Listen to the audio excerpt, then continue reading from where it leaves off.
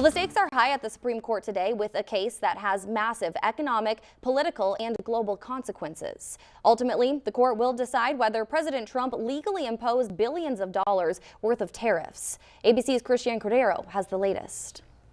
It's considered the most economically significant case before the Supreme Court in decades and the ultimate loyalty test for its conservative majority. Today, justices are hearing arguments considering whether President Trump's use of the International Emergency Economic Powers Act to impose tariffs was legal. President Trump has negotiated agreements worth trillions of dollars with major trading partners.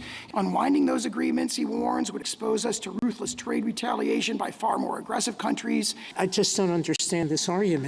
It's a congressional power, not a presidential power to tax.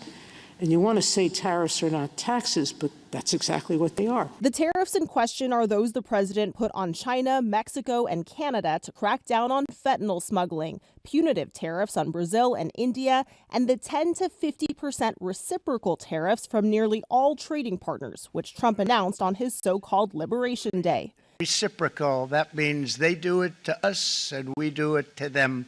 Very simple. Can't get any simpler than that. The administration argues the president has complete authority to set tariffs under the Economic Emergency Act, and the emergency in this case is national security, citing trade imbalances and the inflow of fentanyl.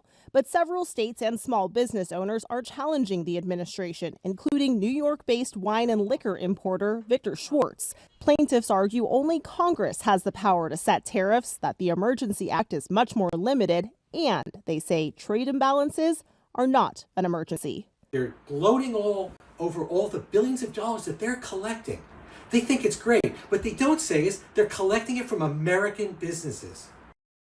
It's unclear when the court will rule on this case. If it decides the tariffs are unconstitutional, the focus then shifts to the $89 billion the government has so far collected in tariff revenue and whether it has to pay that back.